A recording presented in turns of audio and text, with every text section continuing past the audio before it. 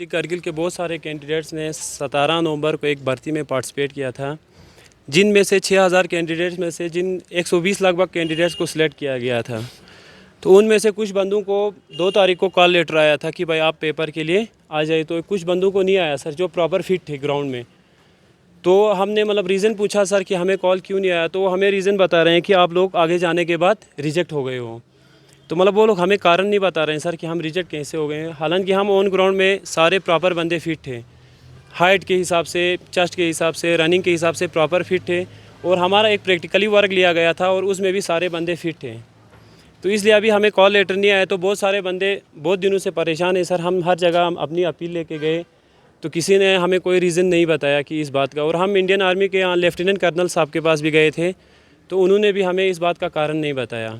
तो उस बंदे में हम सारे बंदे सिलेक्ट हो गए थे। और जो बंदे हमारा मेजरमेंट कर रहे थे, बॉडी मेजरमेंट या रनिंग में, हर चीज़ में सारे प्रॉपर थे। और उन्होंने हमें सारों ने फिट किया था हमें। तो हमारा कोई कॉल लेटर नहीं आया। तो हमारा आप लोगों से यही गुजारिश है कि हमारे इस बात को थोड़ा आगे हाई लेवल तक पहुँचाएँ। और एलजी साहब से भी गुजारिश है।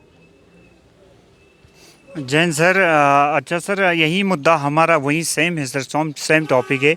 तो हमें यहाँ पे सर ऑन ग्राउंड पे तो हम वहीं पे फिट हुए थे, मेडिकल फिज़िकल दोनों में।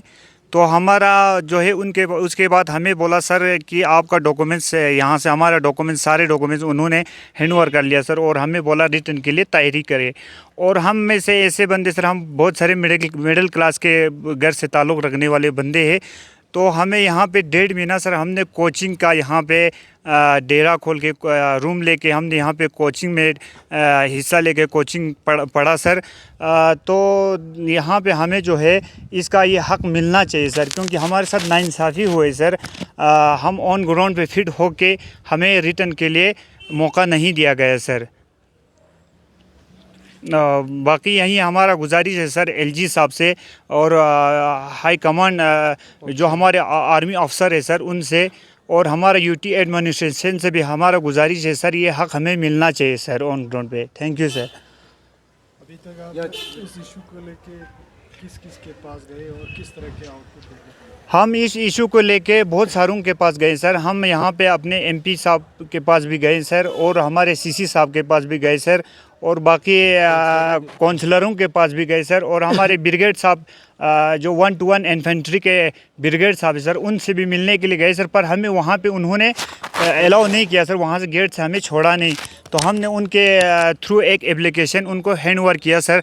तो बाकी हमारा एमपी सर को भी हमने रिक्वेस्ट किया सर, तो उन्होंने बोला आपका रीज़न कल या परसों तक आ जाएंगे। पर इसका कोई रीज़न अभी तक नहीं दिया गया सर हमें।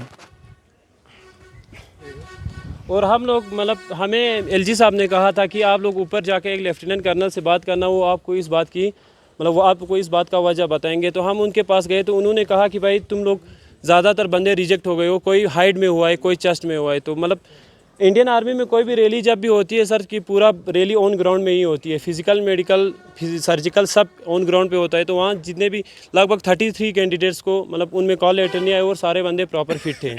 और कुछ कॉल लेटर है उनका हो गया है? हाँ, उनका रिटर्न हो गया है सर। उनका 12 तारीख को रिटर्न था और उनका रिटर्न हो गया, और हमें कॉल नहीं आया था, तो इसलिए हमारा रिटर्न नहीं हो गया। और हमने वजह पूछा, तो वजह उनके पास भी उन्होंने हमें नहीं बताया सर कि वजह। आपके पास कोई प्रूफ है? आप किस तरह साबित करते हैं?